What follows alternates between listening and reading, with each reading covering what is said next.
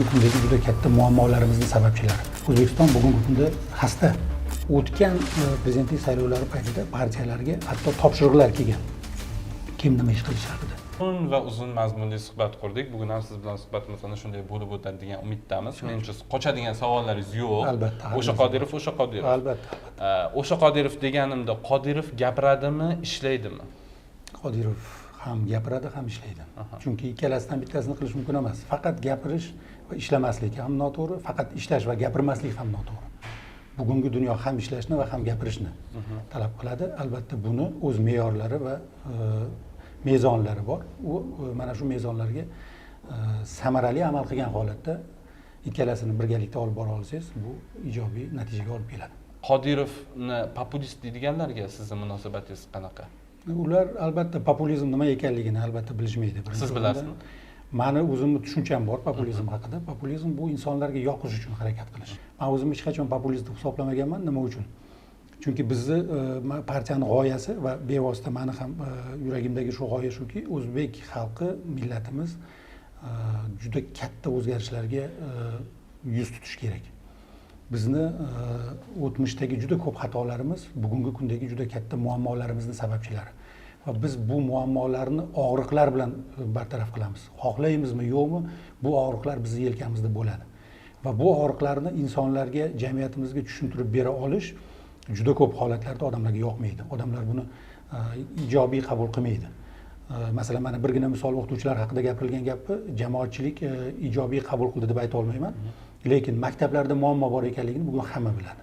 Maktablarda ahvol nima ekanligini hamma biladi. Hamma qanaqa dard bor ekanligini, maktablarda bizning nima muammolarimiz bor ekanligini, qanchalar qiyin vaziyat bor ekanligini biladi, lekin hamma noto'g'ri gapirdi deb yuziga gapiradi. Aynan shunga o'xshagan bizda juda ko'p masalalar bor. Bugun jamiyatda hal qilish kerak bo'lgan. Agar men populist bo'lmoqchi bo'lganimda, odamlarga yoqmoqchi bo'lganimda, men faqatgina oyliklarni oshirish haqida gapirgan bo'lardim. Bizda kim populist? Deputatlar orasida aytaylik. Deputatlar ichida populistlar bor. Kimlar? Men masalan, mana Rasul do'stim. Tortishamiz, urushamiz, to'polon qilamiz, ko'p tomonlama. Lekin shaxsan men hurmat qilaman. Hurmat qilaman. Va bir qatorda populist deb bilasiz. Populist deb bilaman. Nega? Masalan, Rasulni o'ziga ham men bu masalani ko'p gapirganman. Bevosita meni amalga oshirilgan ishim deb ko'rsatadigan bir narsasini men bilmayman. Lekin juda ko'p gapiradi. Haqiqatan muammolarni gapiradi. Odamlarga yoqadigan muammolarni gapiradi. Masalan, mana bitta misol keltiraman. Bizning fikrlarimiz bo'lingan joylar juda ko'p. Lekin odamlar yaxshi ko'radi. Nimaga? Chunki odamlar o'ziga yoqqan narsani eshitadi undan.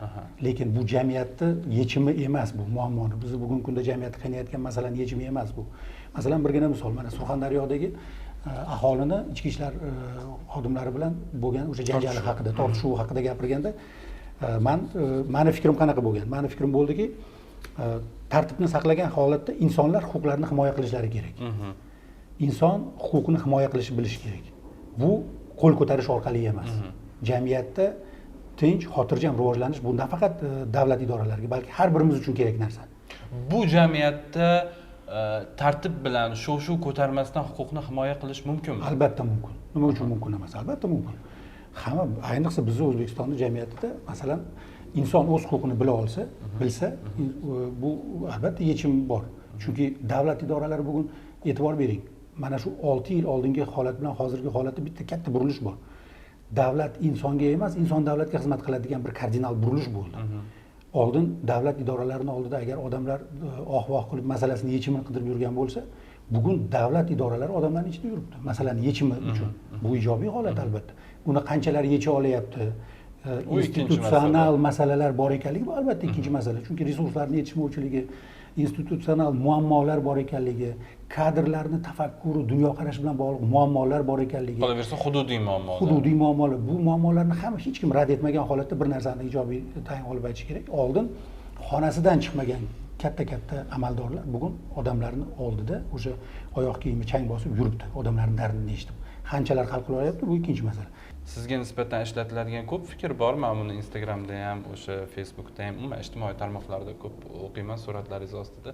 Sizni hamma yomon ko'radi. Hali filmdagi gap bor-ku, dadam, oyim, magazinchi G'aybulla sizni rostdan ham yomon ko'rishadi. Albatta, buni men sizga o'sha boshida aytganimdek. Ayrimlar. Bizni taklif qilayotgan yo'l bu shirin yo'l emas. Shirin yo'l emas. Bizni qiyinchiligi bor, qiyinchiligi nafaqat bor. Biz dardlarni ochiq tan olamiz. O'zbekistonning bugungi kundagi jamiyatni rivojlanishida inson omili, davlat omili, umuman davlatchilik nuqtai nazaridan biz tarixdan to'g'ri xulosalar chiqarish tarafdorimiz. Va bugungi kundagi muammolarimizni barchasini manbalari qayerdan ekanligi va uni o'zgartirish uchun nima qilish kerakligi haqidagi bizni takliflarimiz bor. Va bu takliflar shirin takliflar emas, bu og'ir takliflar. Bu faqat davlatga emas, xalqqa o'ziga ham nimadir yuklaydi. Chunki davlat kim? Davlat osmondan tushadigan tayyor bir mexanizm emas. Davlatni kim shakllantiradi? O'zimiz shakllantiramiz. Davlatni kim bo'lishini biz belgilaymiz. Parlamentni kim bo'lishi bizga bog'liq masala. Agar men achchiq qilib, misol uchun burgaga achchiq qilib ko'rpa kuydirish degan narsa bor-ku, achchiq qilib saylovlarda ishtirok etmasam, shunaqa tanqidlar keladi menga ko'pincha. Endi saylovga bormayman. Yo'q, endi saylovga bormayman emas. Men saylovlarda ishtirok etmaganman, men sizlarga ishonch bildirmaganman. Xo'p, ishonch bildirmagan bo'lsang, unda nega tanqid qilyapsan? Tanqid qilishga ma'naviy haqqing bormi? Sen bu parlamentda shakllanishiga hatto o'zingni bitta ovozingni ishtiroki bilan ta'minlab bera olmagansan, ishtirok eta olmagansan. Sen kimnidir haq deb o'shani qo'llab-quvvatlamagansan hatto. Lekin bugun parlament nimadir qadar bir narsa harakat qilyapti, bir narsalarni o'zgartirishga intilyapti, hatto o'zi o'zgarishga intilyapti. Shu jarayonda endi chekkada turib olib loy otishga ma'naviy haqqing bormi? Chunki sen hatto ovoz berishda ishtirok etmagansan. Mana xuddi shu narsani bugun tanqid qilayotgan odamlarni juda ko'pchiligiga ishlatish mumkin. Ishtirok etishi o'zining mas'uliyatini zimmasiga olgisi kelmaydi. Davlat boshqaruvida meni rolim yo'q deganga keskin qanoat qilingan. Ya'ni meni hech qanaqa rolim yo'q bu degan boshqaruvda degan bir qanaqadir qanoat shakllanib bo'lgan va bu qanoatni sindirish ham bizning eng katta muammolarimizdan bittasi. Bunda odamlarning aybi yo'q. Nima uchun? Kimning aybi bor? Ya'ni ular haqiqatda ishtirok etmadi. Yo'q, ular davomida. Qamariddin etmaganligi bu tarixiy muammolarimiz, bu fakt. Buni man rad emasman. Bugungi kunda ishtirok etish uchun, bugungi kunda shu muammolarni birgalikda bartaraf etish uchun barcha imkoniyatlar bor. Endi xo'p, to'g'ri, o'tmishda odamlarni gapirgani uchun og'ziga urildi. O'tmishda odamlarni fikr bildirgani uchun jazo berildi. Endi bu degani bo'ldi, endi har doim shunaqa bo'lish kerak degani emas-ku. Bugun mana imkoniyatlar berilyapti. Siyosiy tafakkur, siyosiy faollik uchun imkoniyatlar bor, barcha harakatlar bor. Muammolarni ochiq gapiryapmiz, ularning yechimlari uchun mendan nima keladi qo'limdan degan savolni berish o'rniga faqat ayblovurish bu to'g'ri yo'l emas. Bu yechim emas. Biz pirovardida O'zbekistonda o'zgarishni xohlaymizmi? Biz o'shaning uchun shiorimizni kiritdik. Insonni o'zgartirish orqali jamiyatni o'zgarish. Men nima qilaman? Meni o'zgarishim qayerdan bo'lishi kerak? Meni o'zimdagi qaysi salbiy xislatlar bor va men ularni bartaraf qilishim kerak? Mana shu jarayonni agar biz jamiyatda bir kichikkina to'lqinga o'xshab paydo qila olmas ekanmiz, bu jamiyatda bir-birimizni tanqid qilib yuraveramiz. Rivojlangan mamlakatlarning tarixini ko'radigan bo'lsak, mana shu konsolidatsiya jamiyatda qanchalar tez yuzaga kelsa, o'sha jamiyatda o'zgarish bo'ladi. Bu yerda hamma maqtov nuqtai nazaridan qarash kerak emas. Bitta fikrni aytsangiz, albatta aytishadiki, bu hamma demak hukumatni maqtash kerak. Bu ma'noda aytilayotgani yo'q bu gap. Jamiyat muammolarini ko'rish kerak va uni birgalikda yechish kerak. Davlat degani ham biz, xalq degani ham biz, oppozitsiya degani ham biz. Hech kim begona emas bu yerda. Mana oddiygina tonirovka masalasi bo'yicha qancha paytdan beri to'polon bo'lyapti, talash bo'lyapti. Siz qaysi tarafdasiz? Biz albatta tonirovkani tekin bo'lish tarafdorimiz. Biz issiq o'lkamiz. Bu yerda tonirovka bo'lmasligi kerak. Lekin sizdan chiqmadi-da. Nima uchun? Biz xat berdik bosh vazirga. Men hatto mana sahifamga qo'ydirdim bu masalani. Biz bosh vazirga rasman murojaat qilgan bitta fraksiyamiz. Rasman xat bilan tanishib chiqishingiz mumkin. Biz buni 1 yil oldin qilganmiz. 1 yil oldin bosh vazirga bevosita murojaat qilganimizdan keyin qisqa muddat ichida, 1 oy ichida hukumat qaror qabul qildi. Lidepni bu boradagi xatti-harakati bilan tanishmisiz? Albatta, mana tanish bo'lganimizda bilardik-da. Nimaga men bu narsani so'rayapman? Bu narsani balki tomoshabinlar uncha farqiga bormas. Asosiy mana shu tonirovka masalasini ko'tarib chiqayotgan deputat bu Rasul Kusherbayev. Mana shu yerda men sizni fikringizni to'g'rilayman. Qarang, men shu yerda fikringizni to'g'rilayman. Yo'q, odam bizni ko'z o'ngimizda deyman. Endi qarang, mana populizm. Mana populizm. Qarang, tonirovka masalasini birinchi o'tgan chaqiriqda Rasul bilan birgalikda bizni deputatimiz Akmal Umurzoqov ham ko'targan. Bu yerda faqat Rasul ko'tarmagan. Yoritish masalasini Rasul juda maromiga keltirgan. Lekin bu muammoni ko'tarilgan paytida bu yerda boshqa deputatlar ham bo'lgan. Bu narsani albatta Rasul masalan jamoatchilikka yetkazishda juda samarali bo'lgan. Lekin mana endi savol bering. Rasul ko'tardi masalani. Masalani yechimi bir marta qaror qabul qildi hukumat. Arzonlashtirish to'g'risida. Hukumatni bu qarori Rasulning talabi bilan bo'lgani yo'q, deputat sifatida. Milliy tiklanish partiyasini bevosita rasman murojaati bor bosh vazirga. Tanishib chiqishingiz mumkin. Shaxsan imzoyim bilan bosh vazirga asoslantirgan holatda biz ushbu qarorni qayta ko'rib chiqishni murojaat qildik va hukumat adashmasam 1 oy ichida tegishli qaror qabul qildi va arzonlashtirdi, sezilarli darajada arzonlashtirdi. Endi yana davom etyapti shu. Men nimaga hozir fikrimiz bo'linmasin, Rasul Kusherbayev masalasida gap ochdim. Rasul Kusherbayev O'zbekiston Liberal demokratik partiyasidan deputatlikka saylangan va hukumat raisi ham shu partiya tomonidan tavsiya etilgan. Ular ko'proq bu narsada o'zi faol bo'lishi kerak va bu mexanizmini ham ular ko'proq nafaqat faol bo'lish, balki ushbu partiyada hukumatga nafaqat ta'sir qilish, balki hukumat bilan ta'sirchanroq hamkorlik qilish imkoniyati ko'proq. Masalan, birinchidan parlamentda bizning o'rnimiz kam, LDPda ko'proq. Ikkinchidan hukumat raisini bevosita tavsiya qilgan bir partiya sifatida bular murojaat qilishga har doim imkoniyati bor. Hatto masalan bosh vazir birorta fraksiya yig'ilishida alohida chaqirib, mana bu masalalarni hal qilib beringlar, partiya juda noqulay sharoitga kelyapti deyishga haqqi bor, bizda yo'q. Chunki u odam, masalan bosh vazir shu partiyaning mansubi. Partiya bu baribir tasavvur qiling, har qanaqa mansabda o'tirgan bo'lishidan qat'iy nazar, prezident faqat daxlsiz bo'ladi saylangandan keyin, lekin bosh vazir partiyaning mansubi, partiyaning rahbari, bundoq o'ylab qarasak, mantiqan bosh vazir rahbari hisoblanadi. Partiyaning rahbari chaqirib, partiyamizga sha'niga to'g'ri kelmaydigan ishlar bo'lyapti. Mana bu masalalarni hal qilib bering deb masala qo'yish kerak. Qo'ya oladimi? So'rab ko'rishingiz kerak. O'zbekiston sharoitida. So'rab siz qo'ya olarmidingiz? Men bo'lganimda qo'yardim. Agar bizga masalan hozir partiya parlamentda yetakchilik bo'lganda, biz agar bosh vazir tavsiya qilgan partiya bo'lganimizda, biz bu masalani bir necha marotaba qo'ygan bo'lardik va hatto nafaqat qo'ygan bo'lardik. Ishonchsizlik bildirish vakolati ham bor bu yerda, bilasizmi? Bu instrument ham bor. Kerak bo'lsa, nima uchun ishlamaydi? Qamariddin, mana ko'ryapsizmi, savol bu biz hal qilishimiz kerak bo'lgan narsa. Oldimizda turgan choyni ichsa bo'ladimi, ichsa bo'lmaydimi? Men olaman va buni ichaman. Men xohlagan narsa shu va men atrofimdagilarni ko'ndiraman. Jamiyat shunday qilib o'zgaradi. O'zaro ishonchsizlik, jamiyatdagi harakatsizlikning natijasi bu. Manba shunda. Ko'ramiz, oldin bo'lmagan, endi bo'lmaydi. Ko'ramiz, oldin bo'lgan odamni jazo olgan. Endi men tinch o'tira qolyapman. Mana shu bilan biz rivojlantirishimizni to'xtatib qo'yapmiz. Ko'ryapsizmi? Mana shu muammolarni bartaraf qilish kerak. Biz oldin o'zimizni o'zgartira olishimiz kerak. O'zimizdagi o'sha boyagi ramkalarni sindirib, rivojlanish uchun qadamlarimizni qo'yishimiz kerak. Ana o'shandagina o'zgarish bo'ladi. Boshqa yo'li yo'q. Populistlar nomini sanaysizmi? Men takror aytaman, Qonunchilik palatasida men juda yaxshi ishlaydigan deputatlarni bilaman. Lekin populistlik nuqtai nazaridan men hech kimni ko'rsata olmagan bo'lardim. Mana Rasul sizlarga bekorga misol keltirganim yo'q, u bitta. O'xshashi yo'q deb. Bitta. Haqiqatan, chunki deputatlik bilan jurnalistlik ikkalasini bir-biriga juda tandem qilgan.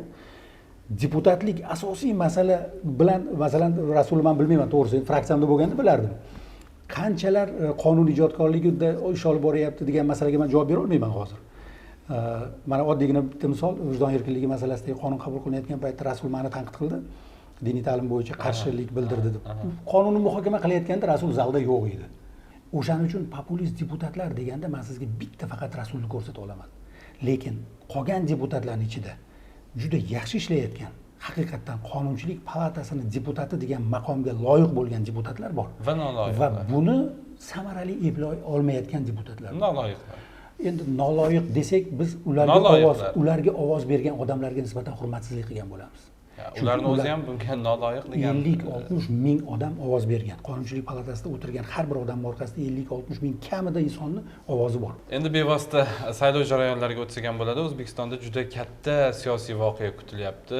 Bu yil haqiqatda kutilyapti. Milliy tiklanish partiyasining prezident saylovidagi o'rni qanday bo'ladi? Tayyormi? Umuman qatnashasizlarmi? Endi haqiqatan ham fikringizga to'liq qo'shilaman. Bunaqa saylov avval bo'lmagan. Tom ma'nodagi bir o'zgarish va bu o'zgarish uchun albatta biz bugungi amaldagi prezident Shavkat Mirziyoyevga minnatdorchilik bildirishimiz kerak. Qaysi ma'nodagi? O'zbekistondagi mana shu muammoni oldini ochish uchun siyosiy iroda ko'rsatildi va bu jarayon boshlandi. Lekin bu minnatdorchilik albatta raqobat qilmaslik kerak degan ma'noda qabul qilinmasligi kerak. Chunki O'zbekistondagi bugungi muammolarni bartaraf etishga hamma har xil ko'z bilan qaraydi albatta. Amalda mana 5 yil davomida prezident tomonidan olib borilgan siyosatda juda ko'p masalalarni hal qilish uchun prezident o'z qarashlari bilan bu masalalarni yechishga intilindi. Milliy tiklanish partiyasi saylovda albatta ishtirok etadi, prezidentlik saylovida va biz ham siz kabi to'liq ishonamiz, bu saylov ochiq raqobat, shaffoflik muhitida Yo'q, men o'tadi. ishonaman demadim hali. Men ishonaman, men shaxsan ishonaman. Nimaga ishonaman? Mana o'tgan saylovlarda men ishonaman, chunki siz ishtirok etmagan ayrim jarayonlarda ishtirok etgan bir odam sifatida men bu qanoatga keldim. Nima uchun? Bir necha oxirgi prezidentlik saylovlarida bevosita turli rollarda ishtirok etgan bir inson sifatida men sizga aniq aytishim mumkinki, bunaqa prezidentlik sayloviga tayyorgarlik jarayoni hali bo'lmagan. Masalan, mana bittagina misol keltiraman. O'tgan prezidentlik saylovlari paytida partiyalarga hatto topshiriqlar kelgan. Kim nima ish qilishi haqida. 2016-yil nuqtai nazardan oldingi masalan birinchi prezidentimiz davridagi saylovlarga tayyorgarlik nuqtai nazaridan buni e'tirof etishimiz kerak. Bu ham bizning tariximiz. Lekin mana hozirgi saylovlarda partiya to'laligicha o'zi tayyorgarlik ko'ryapti. Birorta bir insonni aralashuvi haqida gap bo'lishi mumkin emas. Dasturlarimizni shakllantiryapmiz, g'oyalarimizni shakllantiryapmiz. Birorta bir fikrimiz bilan bog'liq bo'lgan qanaqadir nima deydi, ta'sirlanish yoki kimlardir bosim qilishga bo'lgan harakati yo'q. Xullas saylovlarda ishtirok etamiz albatta va ishtirok etganda ham shunday ishtirok etmoqchi emasmiz. Biz bu saylovlarda xalqqa aytadigan gaplarimiz bor. Fikrlarimiz bor va u fikrlar qanchalar yoqadi, yoqmaydi, lekin O'zbekistonni o'zgartirishimiz kerak. O'zbekistonni o'zgartirmasak, bugungi kunda dunyoda juda shiddat bilan o'zgarayotgan bir dunyo bor. Bu dunyoda O'zbekistonni o'rni afsus bilan aytish kerak, ilgarilab ketayotgani yo'q. Va uni o'zini obyektiv, subyektiv sabablari bor. Mana birgina ta'lim haqida gapirdik. Milliy tiklanish saylovda g'olib bo'ladimi? G'olib bo'lish uchun kurashadi. Agar g'olib bo'lishga kurashsa-yu, g'olib bo'lsa, bu o'sha sekinlashib ketayotgan jarayonlarni katta tezlik bilan o'zgarishini biz milliy tiklanishdan kuta olamizmi yoki uning nomzodidan? Bizning dasturimizda prezident albatta nomzodni ham aynan shu dastur bilan muvofiqlashtirilgan holatda hozir tanlovlar ketyapti. Dasturimizda barcha muammolar e'tirof etilgan va ularning yechimi bo'yicha nima qilish kerak bo'lsa shu narsalar ko'rsatilgan. Nomzodlikka da'vogarlar ichida kimlar bor? Uni men sizga hozir aytsam, partiyaning siyosiy kengashiga hurmatsizlik bo'ladi. Haqiqatdan nomzodlar bor. Bu nomzodlar bugungi kunda men ochiq aytishim ham mumkin 3 nafar atrofida qoldi nomzod. Bormisiz?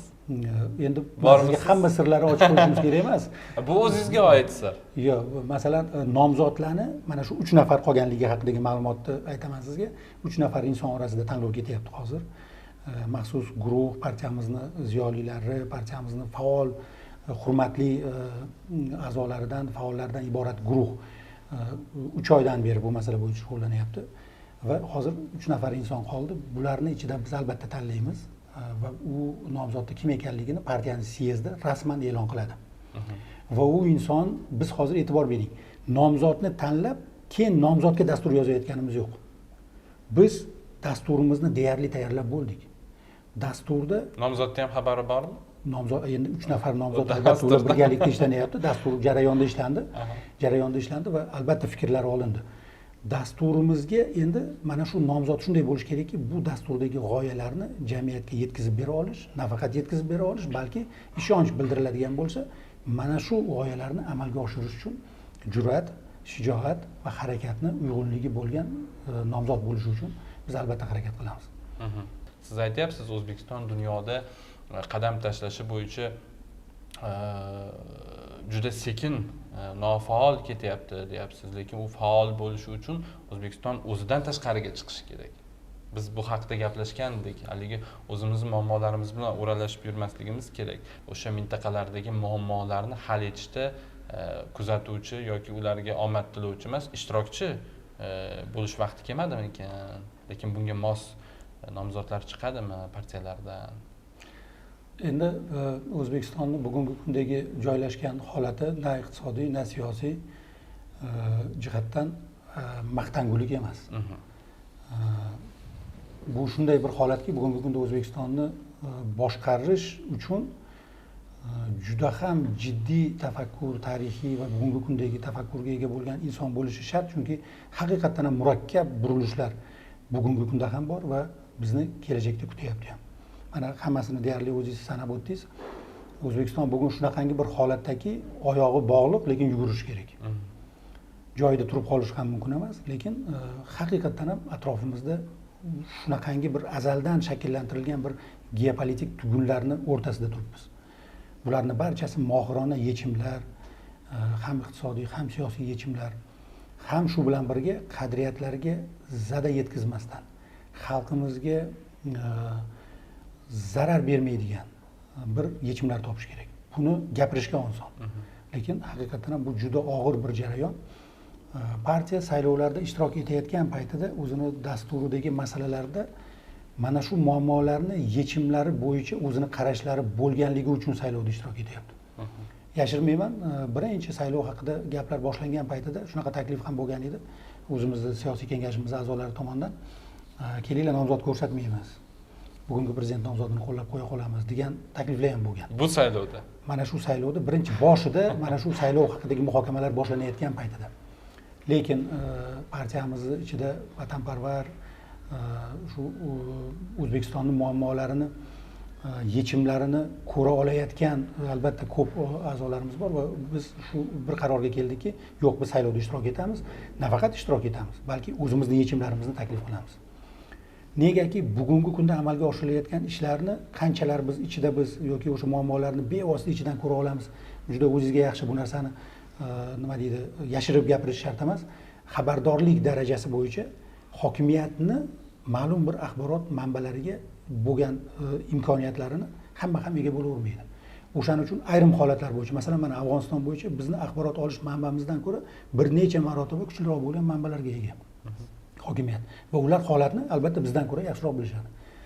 Yoki Qirg'iziston, Tojikiston orasidagi munosabatlarni, yoki yaqin uzoq qo'shnilarimiz, masalan, Rossiya Federatsiyasi bilan munosabatlar darajasini biz bilganimizdan ko'ra ko'proq biladigan yoki tahdidlarni yaxshiroq biladigan imkoniyatlar bor. Biz bu haqida ko'p gaplashganmiz. Partiyalarni tahlil qilish,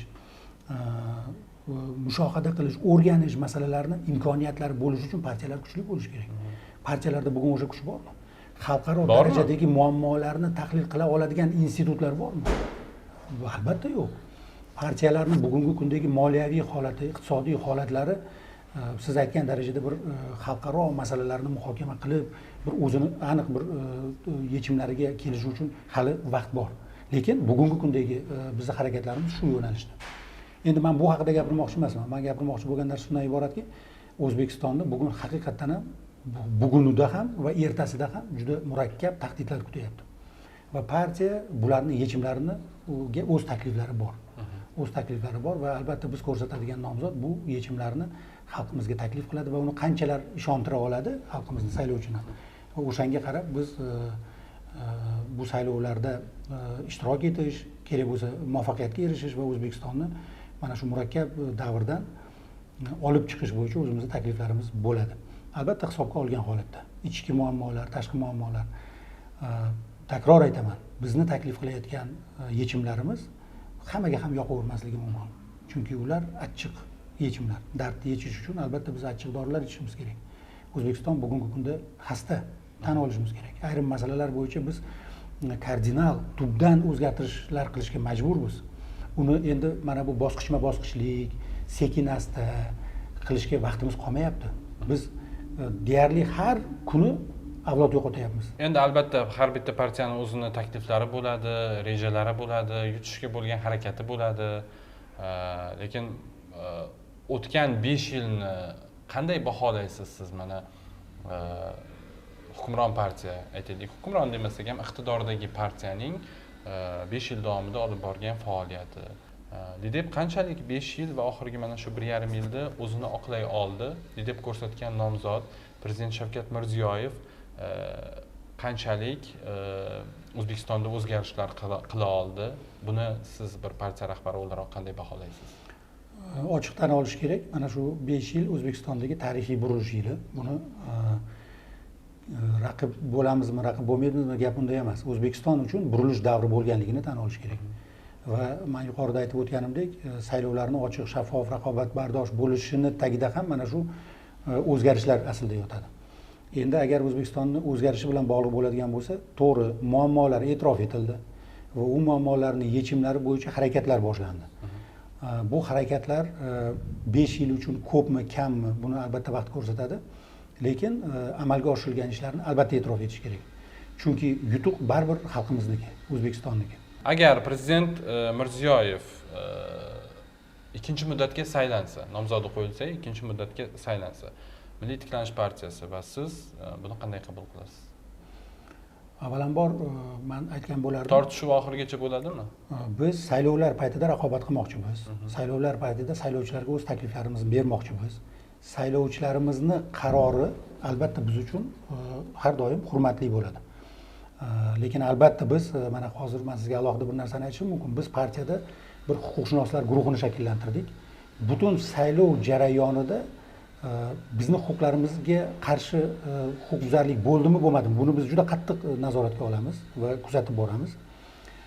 Saylovni yakuni albatta qanaqa bo'lsa, partiya bunga agar nima deydi, bizning huquqlarimiz poymol qilinmagan bo'lsa, bunga e'tiroz bildirmaydi. Lekin bir narsani tan olib aytish kerak. Bizni xalqimiz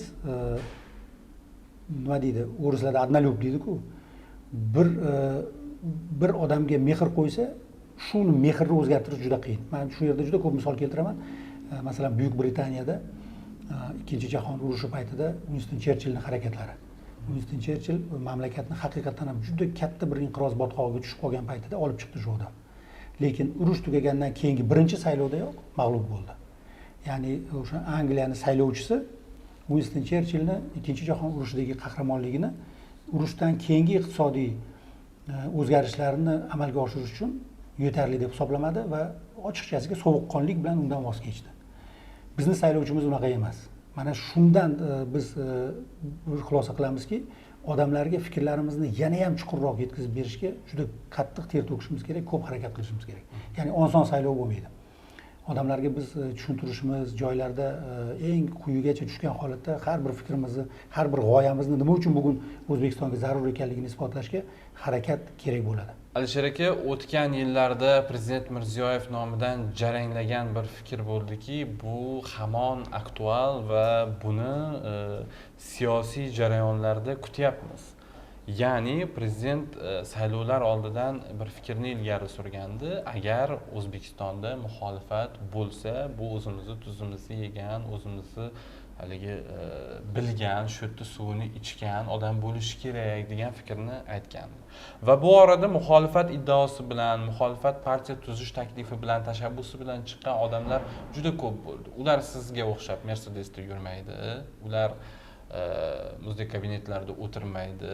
Ularni kerak bo'lsa o'sha birinchi, ikkinchi yo uchinchi bilmayman qurultoylarini o'tkazadigan joylariga ham o'sha bosqinchilar bosqin qilgani haqida fikrlar bor ular tomonidan va tabiiyki bu O'zbekistonda partiya tuzish oson emasligini ifoda etayotgandek talqin qilindi O'zbekistonda. Xo'p, shunday ham deylik, ular qiynalyapti, ularga nisbatan bosim bo'lyapti yoki muxolifat partiya tuzishiga nisbatan qandaydir nima deydi? Shaxsi noma'lum, nomi noma'lum tashkilotlardan bosim ham bor deylik. Lekin nimaga sizdagi mana bunday faollar, dunyoni ko'rgan faollar, dunyo siyosati bilan yaxshi tanish bo'lgan, hali bunaqa harakatlarni bilmayman, men sizni shunaqa qo'llab-quvvatlaydigan odam sifatida taniyman. Qo'llab-quvvatlaydigan kishi sifatida nimaga ularni o'zingizni davringizga taklif qilmadingiz? Holbuki boshqa dunyo mamlakatlarida partiyalar bunaqa odamlar chiqishini haligi to'rt ko'z bilan kutadi. Qani shunaqa odam chiqsa-yu, uni shundoq o'zimga olsam va uni g'oyalarini birlashtirib, men shu meni vakilim deb hali yutmasligini bilsa ham olib chiqsam deb o'tiradi. Nega bizni partiyalardan bunaqa harakat kuzatilmadi? Endi avvalambor men kim haqimda gapirayotganim ma'lum, aytaylik Jahongir Otajonov yoki Xidirnazar Ollaqulov. Nimaga men degan gapni ham aytishingiz mumkin, lekin ular ilgari surayotgan g'oyalar, ular biz partiya tuzmoqchimiz deb partiyasida keltirayotgan o'sha mavzular ko'proq sizni partiyangizga tortadi. Yo'q, qaysidir ma'noda bitta fikringizga qo'shilmayman. Nima uchun? Masalan, avvalambor xalqimiz ishonch bildirdi va bir vakolatni boshida vazifani ijro uchun kirishganingizdan keyin mana shu vazifani ijro etish uchun yaratilgan sharoitlardan foydalanishingiz kerak. agar siz hozir aytayotgan o'sha raqib partiyani rahbarlari ham saylanib parlamentga kelsa, xalqimizni bildirgan mana shu yaratib bergan sharoitlardan foydalanadi. Buni negativ sifatda berish kerak emas. Masalan, biza ham masalan yo'q, majoziy manfaat. Yo'q, to'g'ri. Men prosta aytmoqchi bo'lgan narsa shuki, masalan, joylarda biz ham yurganmiz. Men sizga bir narsani aytishim mumkin, aniq. Oddiy bir Nexia'da yurish bilan Mercedesda yurish orasida farq yo'q deyarli. Masala yurishda, yura olishda. O'shaning uchun men buni aytmoqchi bo'lganim, xalq ishonch bildirdimi? Xalq ishonch bildirgandan keyin sizni uni ishonchini oqlashingiz uchun yaratilgan sharoitdan foydalanish xato emas, noto'g'ri emas. Birinchidan, ikkinchidan, raqib partiyalar haqida, raqib partiya ular birinchidan partiya sifatida ro'yxatdan o'tmadi. Lekin ro'yxatdan o'tish uchun harakat qilindi. Men bir nechta intervyularimda aynan shu masalani aytdim. O'zbekistonda bugungi kunda partiyani ro'yxatdan o'tkazish qiyin ekanligini nimadan xulosa qilinyapti? Shu ikkita insonni partiyani, hatto mana Jahongir Otajonov menimcha ro'yxatdan o'tishga harakat ham qilib ko'rgani yo'q. Lekin u birinchi partiya ro'yxatdan o'tishga harakat qilib ko'rdi. Jahongir Otajonov siyosatdan ketganini e'lon qildi. Mana shuni o'zi yo'q, meni keyinroq aytmoqchi bo'lgan fikrimni yana tasdiqlab beradi. Ro'yxatdan o'tmoqchi bo'lgan partiya, tasavvur qiling, ro'yxatdan o'tish uchun hujjat topshirishidan oldin bo'lgan deyarli 1 oy davomida faqat shovqin bilan shug'ullandi. Siz hozir aytayapsiz, u partiyalardan siz o'zingizga xayrixohlarni olib saflaringizga qo'shsangiz bo'lmaydimi? Men mana shu fikr bilan bu partiyani butun xatti-harakatlarini kuzatib bordim. Va ishonasizmi? Nafaqat xayrixohlarni izlash yoki mana shu jarayonlarda qandaydir o'zimiz uchun ijobiy bir narsalarni olish, balki bor hurmatlarimiz ham tushib ketdi. Siyosiy raqobatga kirishmoqchisiz. Bir partiya tashkil qilmoqchisiz. Siz oldingizdagi birinchi vazifa ro'yxatdan o'tib olish. Ro'yxatdan o'tishni qayerda amalga oshirishni manzili aniq. To'g'rimi? Adliya vazirligi. Adliya vazirligiga borasiz, topshirish kerak bo'lgan hujjatlarni topshirasiz, sizga kamchiliklarni ko'rsatishadi, kamchiliklarni bartaraf etasiz, jur'at bilan yana kirasiz, topshirasiz. Agar sizga shu yerda sun'iy qanaqadir masalalar bo'ladigan bo'lsa, ular haqida press konferensiyalar qilish mumkin, brifinglar qilish mumkin. Buni hammasini o'zining tartib-taomillari bor. Lekin biz shuni ko'rdikmi shu partiyalarda? Bir marta ro'yxat olib borildi va u ro'yxatda ham e'lon qilinishi bo'yicha o'lik jonlar, imzosini tasdiqlanmagan minglab odamlar haqida gap ketdi. Men buni muhokama qilmoqchi emasman. Men aytmoqchi bo'lgan bitta narsa shuki, biz an'anasi bor bir partiya. O'zbekistonning mustaqilligidan keyin bir g'oyani yelkasiga olib, mana shu g'oya uchun O'zbekistonda kurashayotgan bir partiya sifatida partiya bo'lish uchun bunaqa nojiddiy harakat, ya'ni samarasiz va hatto men shu narsani aytishga ham qo'rqmayman. Qandaydir tashqaridagi manfaatlarga xizmat qiluvchi shovqinni tashkil qilib berish maqsadida qilingan bu ishlarni nafaqat safimizga olish, hatto qo'llab-quvvatlamaymiz ham va ma'qullamaymiz ham. O'zbekistonda siyosiy partiyani ro'yxatdan o'tkazishni qiyin ekanligini mana shu ikkita holatdan kelib chiqib gapirish kerak emas. Qonunchilik bo'yicha talablar aniq qo'yilgan. Ana o'sha talablarni bajarish kerak. Imzo masalasidagi jarayonlarni kimlardir aytadiki, ataylab qilindi deb. Hatto mana biz parlament saylovlarida ishtirok etishda mavjud partiyalarning ko'pchiligida shu narsa bo'ladi. Parlament saylovlarida ishtirok etishda, prezident saylovlarida ishtirok etishda imzo varaqalari topshiriladi, imzolar to'ldirib topshiriladi. Mana shu paytda ham bizda 5-10% atrofida braklar chiqadi, haqiqatan. Imzolar bir-biriga o'xshab qolgan bo'ladi, imzolarni tasdiqlamagan holatlar bo'ladi. Kimdir haqiqatan imzo qo'yadi, lekin tekshirish chiqsa o'sha tasodifan imzolar tasdiqlanmay qo'yadi. Farzandi olib borib otasiga qo'l qo'ydirib ketgan, otasini xabari yo'q bundan. Bunaqa jarayonlar bo'ladi, bu tabiiy jarayon. Buni kimdir ataylab kim uchundir tashkil qilgan degan fikrdan men umuman qo'llab-quvvatlamayman. Lekin meni xulosamga sabab bo'lgan asosiy masalalardan biri, bu harakat qilgan odamlar siyosiy partiyani O'zbekistonda davlat ro'yxatidan o'tkazishdan ko'ra ko'proq O'zbekistondagi katta bir murakkab o'zgarishlar davrida o'tkazadigan bir qiyin saylovda siyosiy tadbirga soya solish uchun qilingan qandaydir bir tashqi o'zimizni qora ko'zlarimizni bir xatti-harakatlari deb baholadim. Va buni yashirib ham o'tirishmasdi. Oxirgi paytlarda yashirib ham o'tirilgani yo'q. O'ylaymanki, bu narsalar O'zbekistonning kelajagi uchun xizmat qiladigan harakatlar emas. Milliy tiklanishni mana bu yil agar saylovda ishtirok etsangiz 3-tajribasi amaliyotdagi bo'ladi. Lekin meni qiziqtirayotgan bu yerda raqamlar, o'sha foizlar bilan bog'liq, ko'rsatkichlar bilan bog'liq savol bermoqchiman. 2015-yilda mana Milliy tiklanish demokratik partiyasi birinchi marta saylovda, prezident saylovida ishtirok etgan. O'z nomzodi bilan nomzod Akmal Xolmatovich Saidov 583.309 nafar yoki 2,92% jami saylovchilardan foiz ovozini to'plagan. Prezident Karimov 90,39% ovoz bilan g'alabani qo'lga kiritgan. 2016-yildagi saylovda esa Sarvar Otamuratov milliy tiklanish nomzodi sifatida maydonga chiqqan va 421.055 nafar yoki 2,35%. Foiz ko'rsatkichi nuqtai nazaridan ham, saylovchi ko'rsatkichi nuqtai nazaridan ham anchaga farq qilyapti.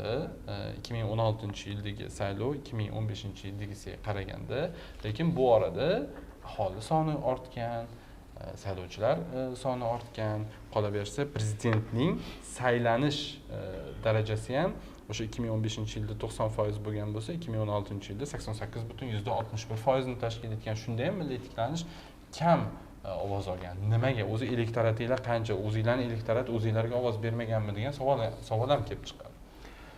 Bu yerda masalaga ikki tomonlama yondoshish kerak. O'tgan davrlarni saylovlaridagi natijalar nomzodlarni tom ma'noda harakat qilganmi, qilmaganmi degan masalani olish kerak. Endi birinchi prezident paytidagi saylovlarga munosabat, umuman saylov jarayonlari haqida men hozir gaplashmoqchi emasman bu masalada.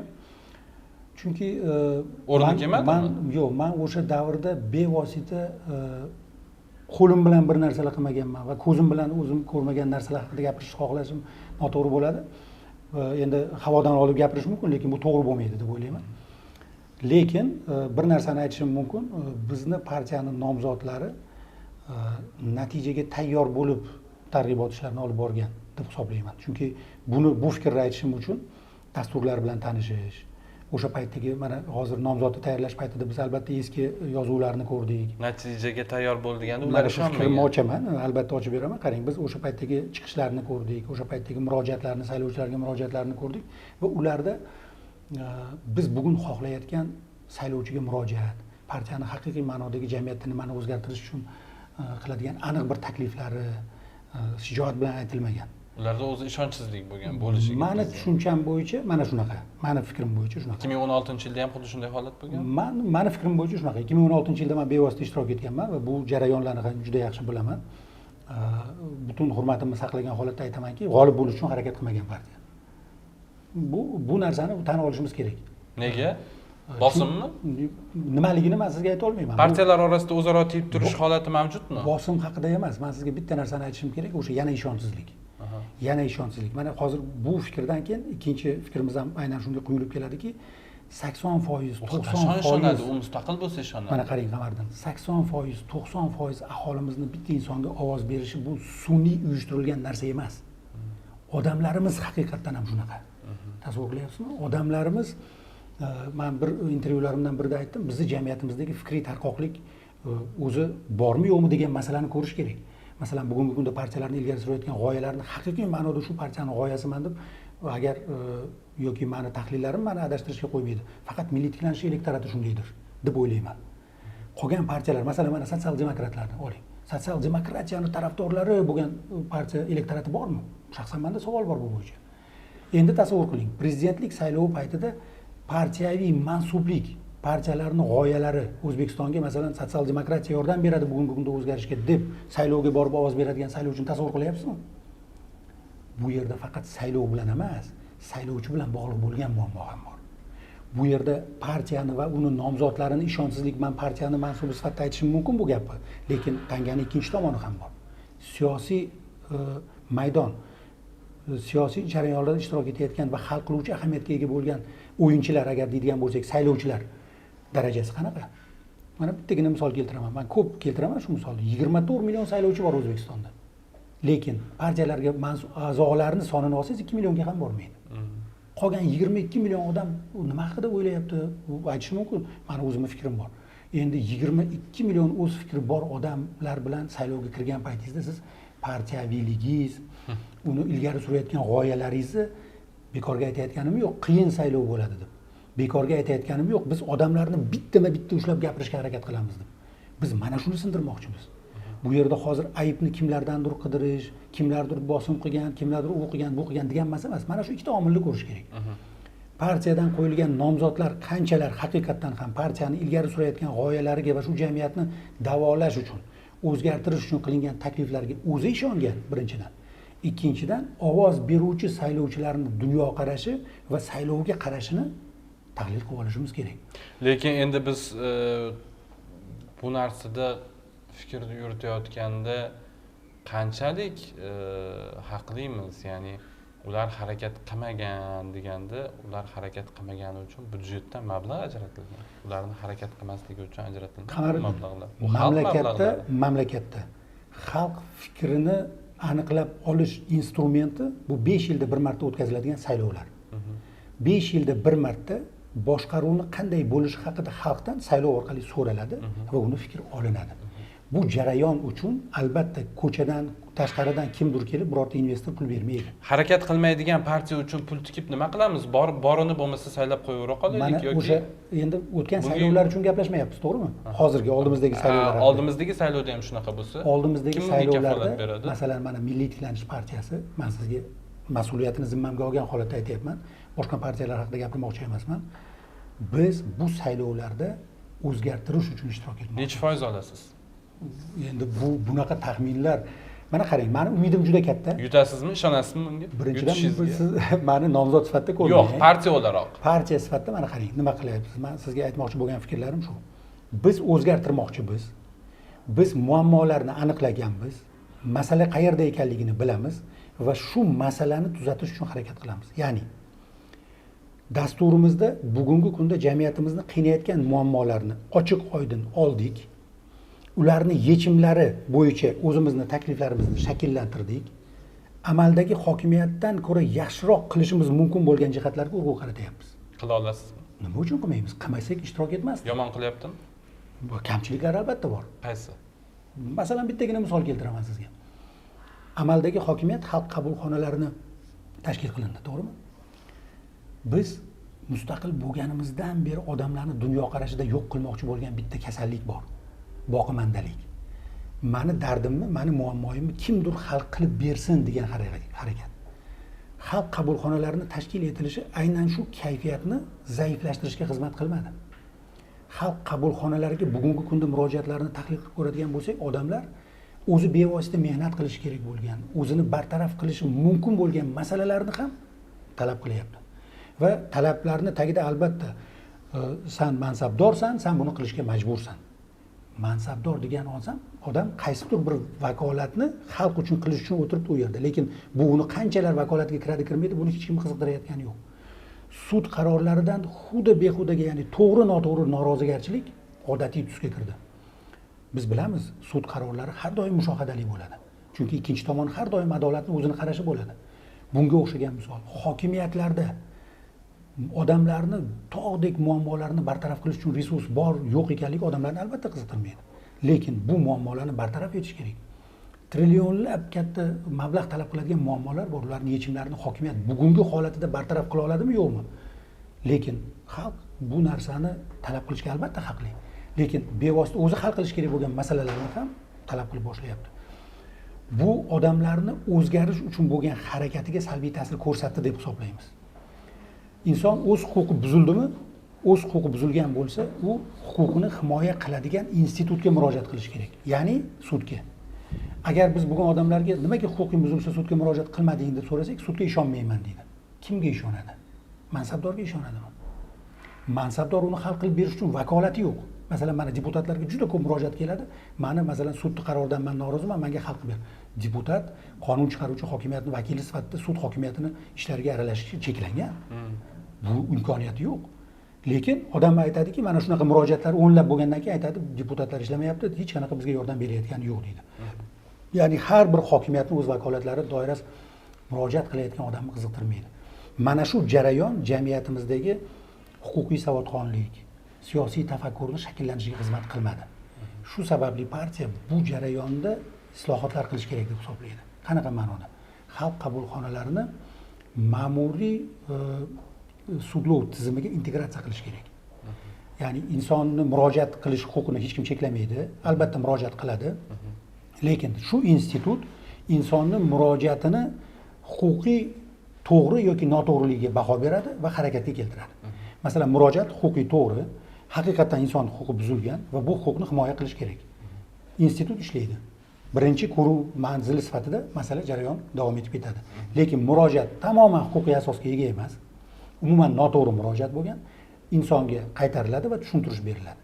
Bu qanday noto'g'ri ekanligi. Mana shu tizimni biz isloh qilishni masalan taklif qilyapmiz. Xuddi shunga o'xshagan ayrim yana bizning takliflarimiz bo'ladi. Biz o'zgartirish uchun saylovda ishtirok etyapmiz, ishtirok etish uchun emas. Aynan shu nuqtai nazardan biz o'tgan saylovlardan tegishli xulosalar qilingan va bu saylovda partiya haqiqatan O'zbekistonni, o'zbek xalqini o'zgarishi kerak bo'lgan masalalarni bartaraf etish uchun siyosiy maydonga chiqadi. Bilmadim, men sizdan g'olib bo'lish uchun saylovda qatnashyapmiz degan javobni kutgandim nimagadir. Men tanigan Alisher Qodirov shunaqa javob berish kerak. Men aynan shu gapni gapirdim hozir. O'zgartirish bilan kimni o'zgartirmoqchisiz, nimani bu juda ertaga siz Alisher aka o'zgartirmoqchisiz, amanni hali yo'qdi. Buni men emas, meni lablarim aytdi deganda edi. Bu siz nimani o'zgartirmoqchisiz? O'zingiznimi, partiyanimi, jamiyatnimi, davlatnimi, hukumatnimi? Hozirgi g'olib bo'lmasangiz, tizimnimi? G'olib bo'lmasangiz va'da bergan masalalaringizni qanday amalga oshirasiz? O'z-o'zidan biz shu narsalarni aytayapmizmi? Biz qilamiz deyapmizmi? Faqatgina bitta sharoitda qilishimiz mumkin. Bu g'oliblik da'vosi bilan bog'liq. Albatta. Agar g'olib bo'lmasangiz qanday qilib qilasiz? Mana parlament saylovlarida biz aytdik. Oldimizdagi eng asosiy maqsad birinchi partiya bo'lish. Nafaqat birinchi, hatto o'sha ustuvorlik beradigan 76 ta o'rinni egasi bo'lish. Agar 76 ta o'ringa ega bo'lganingizda, masalan, davlat tili haqidagi qonunni buncha muhokama qilib o'tirishga o'rin qolmasdi. Bitta o'sha hukmron partiyani ovozi bilan qolganlar hammasi qarshi bo'lgan taqdirda ham qonun o'tib ketardi. Va biz xuddi shu shaklda saylovchilarimizga va'da bergan o'nlab qonunlarni parlamentdan o'tkazgan bo'lardik. Imkoniyatimiz bo'lardi. Xalq bizga bu ishonchni berdimi? Bermadi. Biz 36 ta imkoniyat bilan parlamentda bir burchakda qoldik va majbur bo'ldik talashib, tortishib tabiiy qadriyatimiz bo'lgan davlat tili masalasini isbotlashga, talashishga, tortishga va shunchalar qiyinchilik bilan o'tkazishga. Xuddi shunga o'xshagan. Agar prezidentlik saylovlarida ham nomzod qo'ygan masalalarni odamlarga tushuntira olsa va odamlar uni qo'llab-quvvatlaydigan bo'lsa, albatta amalga oshiradi u narsani. O'zi mana hozir aytyapsiz, agar hukmron bo'lganimizda, hukmron partiya bo'lganimizda boshqacha bo'lardi deb. Qandaydir buni endi xalqaro siyosatchilar yoki tahlilchilar fikr bildirishi mumkin. Parlamentda qandaydir spektakllar bo'ladi yoki ssenariylashgan holatlar bo'ladi deb. Mana milliy tiklanishni 2004-yildan buyog'iga o'sha ikki palatali parlament bo'lgandan buyog'iga olib borgan faoliyati, ko'rsatgan karomatlari bilan o'lchaydigan bo'lsak, qabul. 2004-yilda mana milliy tiklanish 4-o'rinda 5 partiyadan 4-o'rinda 11 a'zo bilan 7.3% bilan parlamentda o'zini o'rnini topgan Qonunchilik palatasida. Keyingi yilda bu 3-o'ringa ko'tarilyapsizlar birdaniga 31 a'zo, katta ko'rsatkich, birdaniga 20 ta a'zoga ko'p, 20 ta deputatga ko'p. Keyingi nima deydi? Saylovda yana 2014-yildagi saylovda jackpot bo'lyapti. 36 ta a'zo bilan 2-o'ringa chiqdi. 2019-yilda 36 a'zo bilan yana o'z o'rnini saqlab qoldi. LIDEP qarshisida O'zbekistonda boshqa partiyalar tiyib turiladimi? Unaqa yo'q. Biz LIDEPni barcha kamchiliklarini har doim aytib kelganmiz, bundan keyin ham aytamiz. Yo'q, tiyib turiladi. Tiyib turilish degan narsani biz hech qachon his qilmaganmiz. Bu narsa yo'q, albatta. LIDEP har safar birinchi o'rinda mana. G'olib bo'lgan partiyani 2004-yil Prezident Karimov nomzodi qo'yilgan paytda ham, 2009-yil yana Prezident Karimov nomzodi qo'yilgan paytda ham o'sha davrlarda to'g'rirog'i. Keyin mana 2014-yilda ham xuddi shunaqa, 2019-yilda ham xuddi shunaqa. Bir partiya mana qariyb 20 yilga yaqin muddat shu qadar nima deydi, katta muvaffaqiyat bilan faoliyat yuritishi mumkinmi? Qachonki biz oldingi bu 5 yildan oldingi davrni u qadar demokratlashmagan deya xulosa qilsak. Ularga kamchiligini shu paytgacha kimdir aytganmi? Ularni kimdir tanqid qilganmi? Kimdir fikr aytganmi? Biz mana oxirgi parlament saylovlari paytida liberallarni eng ko'p tanqid qilgan biz bo'lsa kerak. Eng ko'p tanqid qilgan. Va hozirgi kunda ham har bir masalada biz o'zimizdan tepada turgan o'sha liberal demokrat partiyani g'oyalarini ko'pini tanqid qilamiz, qo'llab-quvvatlamaymiz. Oddiygina misol, hukumatni o'zingiz ham mana ta'kidlab o'tdingiz, hukumatning raisini nomzodini tavsiya qilishgan, lekin hukumatning raisi qo'llab-quvvatlab juda katta mablag'lar hisobiga oyoqda saqlab qolishga intilayotgan avtosanoatni yo'qotib yuborish haqidagi taklif berilyapti. Mana shu partiya tomonidan. Boya aytgan populizm. Bu borada biz partiyadan yakdillikni o'sha aytadi-yu, solidarnostni talab qila olishimiz kerakmi o'zi? Talab qilishimiz kerakmi? Endi partiya farqli, uning har bir o'sha deputati farqli fikr yuritishi mumkin emasmi? bu mumkin, albatta mumkin. Lekin iqtisodiyotni muhim bir ustunlaridan biri haqida gap ketayotgan paytida agar partiyani bitta mansubi bir fikr aytsa-yu, qolganlari hammasi indamasdan tursa, bu demak yakdil fikr degan xulosaga kelish uchun yetarli bo'ladi. Bo'lmasa rad etiladi. Masalan, mana bizning partiyamizda ham bir paytlar kimlardir chiqib o'zini fikrini aytgan, biz aytganmiz, yo'q, bu o'zini shaxsiy fikri. Partiya bu fikrda emas. Mana shu butun avtosanoatni yopib yuborish haqidagi fikr bildirilgan paytda partiya rasman hech qachon rad etgani yo'q bu narsani. Demak, bu partiyani fikri sifatida ko'riladi. Lekin paradoks, shu partiya nomzod taklif qilgan hukumat yopib yuborish deyapsiz. Yopib yuborish. Mana shu partiya tashkil qilgan, tavsiya qilgan raislikdagi hukumat uni saqlab qolish uchun milliardlab pul ishlatyapti. Lekin partiya bu g'oyaga qarshi, teskari, ya'ni yakdillik harakatda yo'q. Endi buni saylovchini oldiga chiqib, e'tibor beringlar, ko'ringlar deb kimdir aytganmi shu paytgacha? Aytmagan. Hech kim ko'rsatmagan shu masalalarni. Mana biz qilamiz shu narsalarni. Chiqib ko'rsatamiz, masalan, saylovlarda albatta. Shu paytgacha bo'lgan harakatlarda ham biz buni ilgari surganmiz. Liberallarni ilgari surayotgan g'oyalarini, ularni o'zini tavsiya qilgan hokimiyatning ayrim qarorlari bilan uyg'unmasligi, umuman amalga oshirilayotgan ishlardagi berilgan va'dalarni amalga oshmasligi, bularning hammasi albatta bizda foydalaniladigan siyosiy qurollar sifatida ishlatiladi. Siz aytgan muntazam g'oliblik masalasini yana boyaga aytilgan ikkita omilga bog'lash mumkin. Saylovchilarimiz juda ko'p o'sha fikrini o'zgartirmaydi, konservativ saylovchilar. Fikrini ko'p o'zgartiravermaydigan saylovchilar. Shu sababli bundan foydalanyapti. Hukumat partiyasi sifatida liberallar bundan samarali foydalanish imkoniyatiga ega va bundan foydalanishyapti deb hisoblayman. Lekin shu bilan birga qarshi tomonda ularga raqiblik qilish kerak bo'lgan partiyalar aniq odamlarga tushunarli tillarda ularning kamchiliklarini ochib bera olmayapti, tanqid qila olmayapti. Ya'ni tom ma'nodagi ularni tanqid qiluvchi partiya sifatida hatto biz ham o'zimizni faoliyatimizdan qoniqmaymiz, lekin aynan shuni kamchiligimiz sifatida bilib hozir jarayon ketyapti. Biz bundan samarali foydalanmoqchimiz. Natijaga ta'sir qiluvchi omillardan biri ham aynan shu. Biz tanqidni kuchaytiramiz va albatta ularni kamchiliklarini ro'y-rost xalqimizga tushuntirib beramiz. Va biz ham shu o'rinda sizga muvaffaqiyat tilab qolamiz, nafaqat sizga, partiyaning nomzodlariga. Agar u nomzod qatorida siz bo'lsangiz, aytganingizdek g'alaba qilsangiz, biz albatta boshqacha faxrlansak kerak. Qachondir prezident Qodirov bizni studiyada mehmon bo'lgan degan bir faxrni ilgari sursak kerak. Alisher aka, suhbat uchun, vaqtingizni ayamay kelganingiz uchun minnatdormiz.